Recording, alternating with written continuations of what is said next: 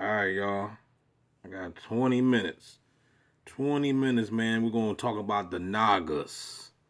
We're going to bring some history over here for those that want it. This is the Naga gods of ancient India.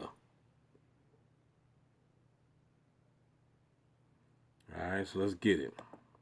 The concealed chapters challenge conventional wisdom and dive headfirst into the mysteries that have defied explanation.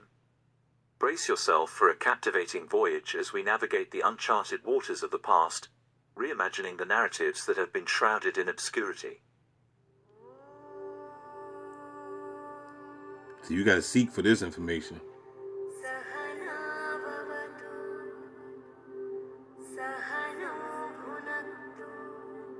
Don't get scared The now. root meaning of Tantra is loom. Its original usage, however, was in reference to any form of experientially gained knowledge and practical know-how, whether agricultural, architectural or artistic, alchemic or astrological. This of course included such crafts as weaving and dyeing, metallurgy and medicine.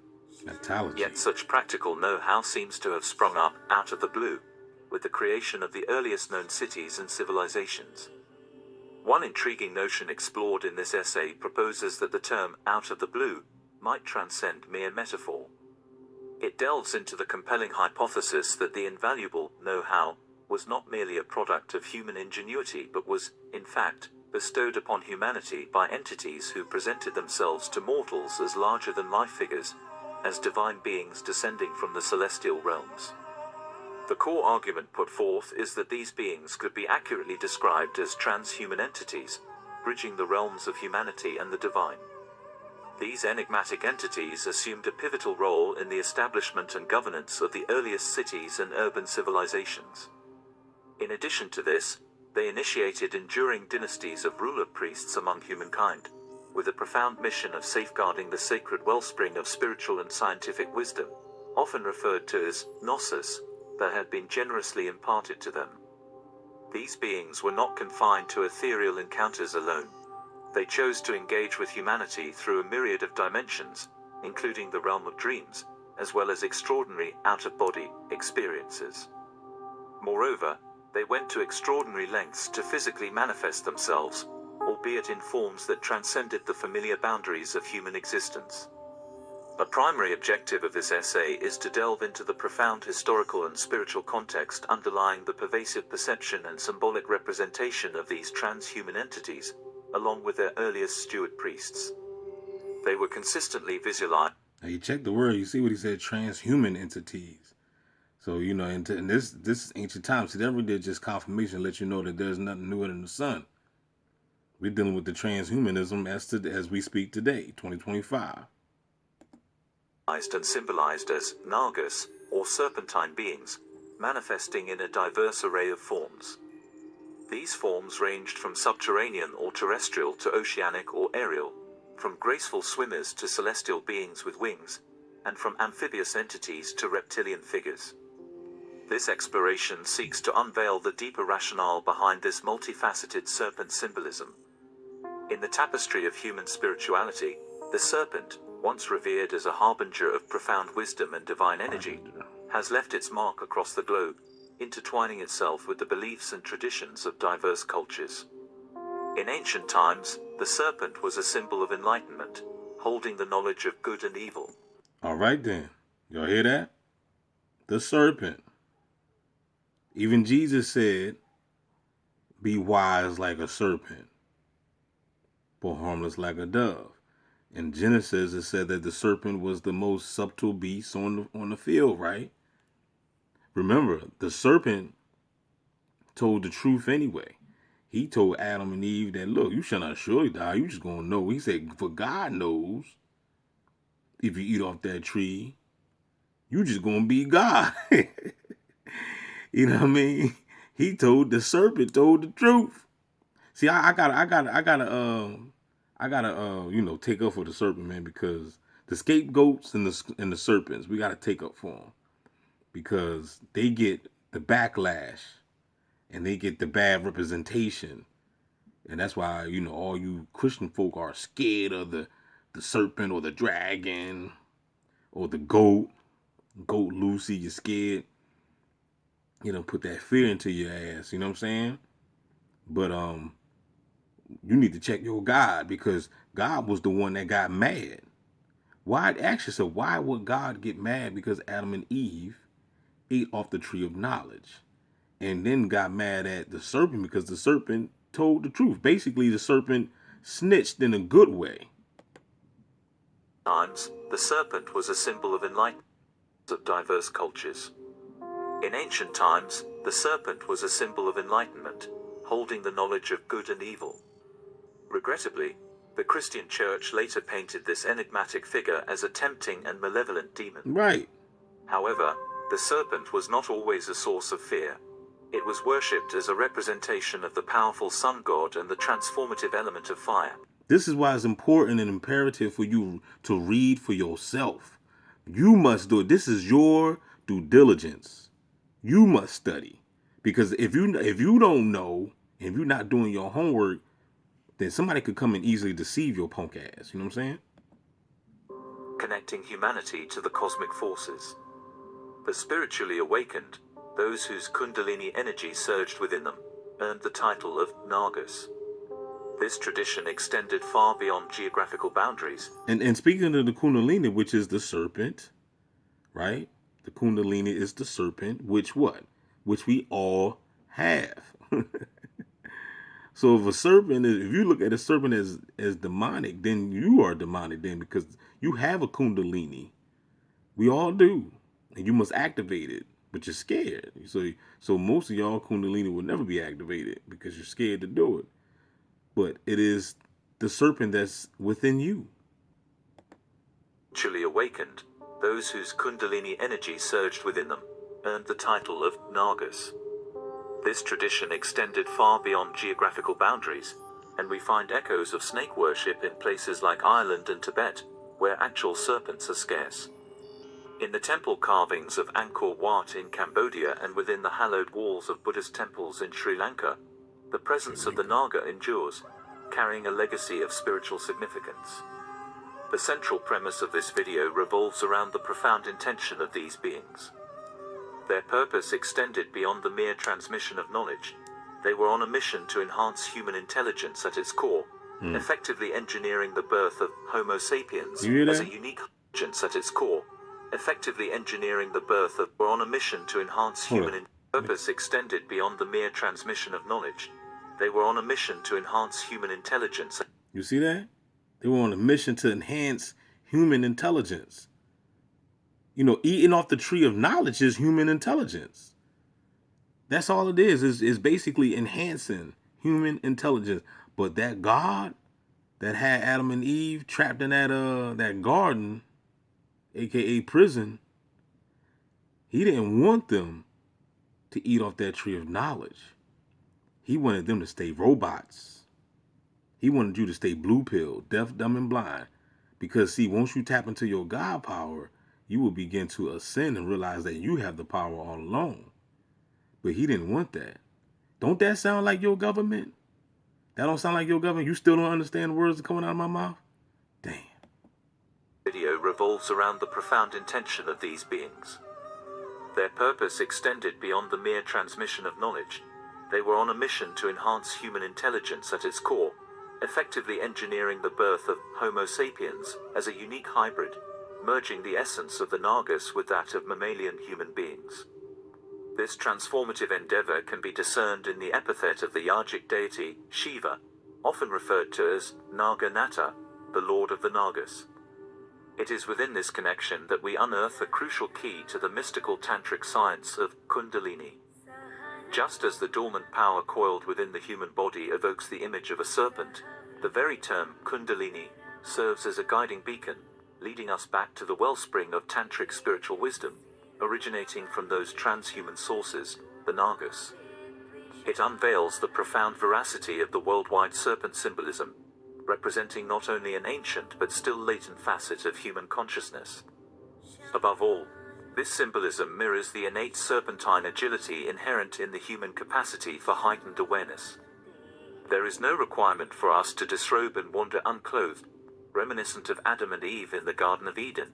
or like the ascetic wanderers of India known as Nagas, to truly experience the sensation of our own skin and the inherent nakedness of our bodies.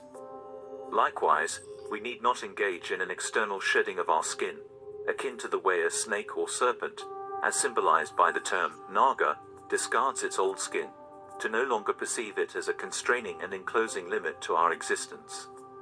Through our exposed skin, we embrace the sensations of light, warmth, and the expansive realm that surrounds us. However, this intimate bodily awareness of the space enveloping us, although perceived through the sensory surface of our skin, transcends the confines of our physical forms. This is to say, the naked truth is that our bodies, whether draped in garments or not, perpetually exist in a state of raw openness. In this inherent state of nakedness, our skin does not act as a boundary to limit our awareness. Any perception of such confinement is an illusion that can be cast aside, thereby enabling us to encounter the entire world as an extended expanse of consciousness, a grander, more inclusive circumference of awareness. The essence of naked truth mirrors the profound revelation that enticed Eve through the serpent's cunning in the Genesis story. According to this ancient narrative, it was only after partaking in the forbidden fruit from the tree of knowledge that Adam and Eve became conscious of their own nakedness. Simultaneously, they grappled with a new emotion, guilt, for having consumed the fruit. In this transformative moment, their nakedness took on a dual aspect. It wasn't a mere awareness of their physical nakedness that emerged, but, rather, a poignant realization that God's gaze penetrated beyond their outward forms, discerning the guilt that weighed upon their hearts. Consequently, they became doubly exposed, not merely due to their bare bodies, but more significantly, due to the profound recognition that their inner emotions were laid bare before a divine presence. The knowledge they gained by acknowledging their own nakedness was, at its core, a profound insight into the nature of awareness itself.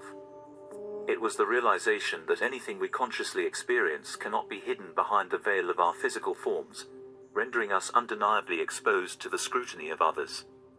This was an awakening to the fact that awareness possesses the remarkable ability to convey and communicate instantaneously.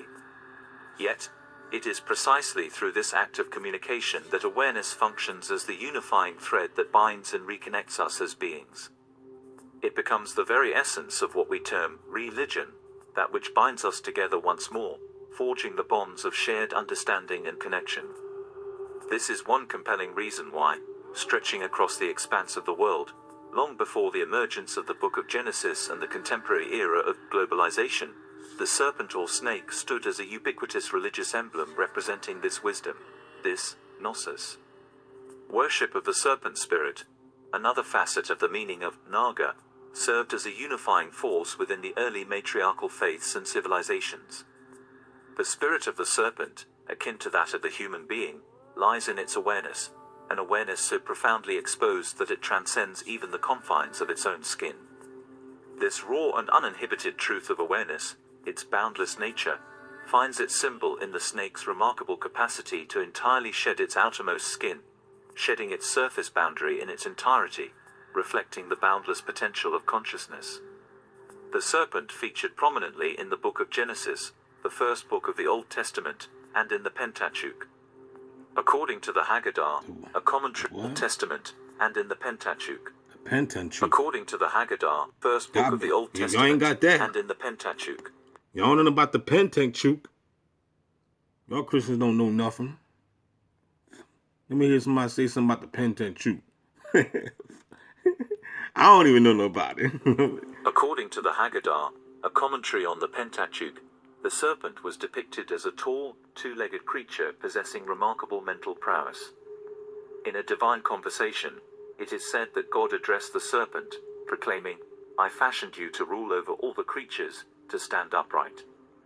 In a similar vein, the deities of ancient Sumeria or Sumeria were often portrayed as towering, winged humanoid reptilian beings, frequently accompanied by serpents in their iconography. In the Rig Veda, there is a mention of an entire civilization of serpent beings known as Nagas. Among them, their leader Ahi engaged in a legendary battle against Indra, who held the exalted status of the supreme deity among the Aryan invaders. Dr. Naval Vayogi's book, Nagas, The Ancient Rulers of India, offers a comprehensive historical account that reveals these rulers as part of a lineage of ruler priests, with origins tracing back to Sumeria. Indeed, the ancient Sumerian king list bequeathed to humanity two profound lineages of ruler priests and spiritual wisdom. The first lineage stemmed from the Hebrew patriarchs who traced their ancestry back to Seth, and they carried with them an esoteric tradition of knowledge that we now recognize as Kabbalah. The second lineage, that of the Nagas, exerted its influence that radiated from the Indus Valley. I just think it's a book on Amazon called the Kabbalah for $6, y'all. $6, man. It's actually in my shopping cart. I didn't get it yet, but it's in my shopping cart. Civilization, ultimately shaping the historic roots of the Tantric tradition, which later bloomed in the rich tapestry of Kashmir's spiritual landscape. It's like they giving the information. The information is just here. What DMX say? They say you're hungry for knowledge. Here it is. Eat it. I never saw it completed.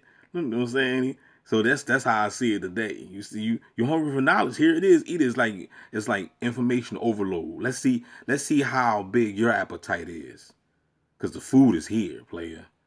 You hungry for knowledge? The food is here. You know what I'm saying? If you're not getting fat on knowledge, then that's just on you. You know what I'm saying? It's free food. You know what I'm saying? If you don't want to read a book, you always watch a documentary. It's always something. You ain't got to read a book if you don't want to, but you can listen to a documentary. You got audio books. You ain't got to read. You can listen to a book. You know what I'm saying? So in this day and time, it's no excuse. It's no excuse to be a dummy today, to be an ignorant bot. You just want to drop shit on the floor and bang on walls all day. Two esoteric currents transcended geographical boundaries, extending their influence into the realms of Egypt, Greece, and Palestine, leaving indelible marks on the tapestry of human history and spirituality. Naga monarchs, both kings and queens, were often depicted with bodies portraying a unique fusion of human and serpent, featuring entwined tails and majestic cobra hoods that adorned their heads. These sacred symbols of the Naga lineage, particularly the regal cobra, found resonance and integration in various aspects of spiritual tradition. They were adopted into the Vedas, embraced within the tenets of Buddhism, and seamlessly woven into the fabric of Hindu iconography. An iconic representation of this harmonious amalgam of Hindu iconography. Hindu iconography. Learn the words, y'all. Sound them out. An iconic representation of this harmonious amalgamation can be observed in the image of the cobra coiled around the neck of the deity Shiva, also known as Naganata, the Serpent Lord. This fusion of ancient symbols and beliefs created a rich tapestry of spiritual significance and cultural heritage that endures to this day. The tapestry of symbolism in ancient traditions weaves a vivid narrative. Vishnu, in tranquil slumber, rests within the embrace of the multi-headed cobra named Ananta, signifying the infinite. The enigmatic figure of Krishna, who transcended Aryan conventions with his dark complexion, serves as the avatar of Vishnu. Upon Krishna's passing, his soul emerged in the form of a cobra, symbolizing his boundless inner body or soul body. In the realm of Buddhist lore, the mythological Nagarajas, the Serpent Kings, reign over the vast cosmic oceans, adding to the rich tapestry of serpentine symbolism that runs through ancient wisdom and spirituality. These narratives, deeply embedded in cultural and spiritual heritage, continue to impart profound meaning to those who seek to unravel their mysteries. I'm going to stop right here. We're on the 19-minute mark. Comment down below. I hope that you stayed tuned. Anybody that made it to the end, type in gang stalking simulation in the comment section. You know what I'm saying? Put gang stalking simulation in the comment section if you made it to this part. Holla back, y'all. Don't forget to like, share, subscribe, donate if you can. We out this joint.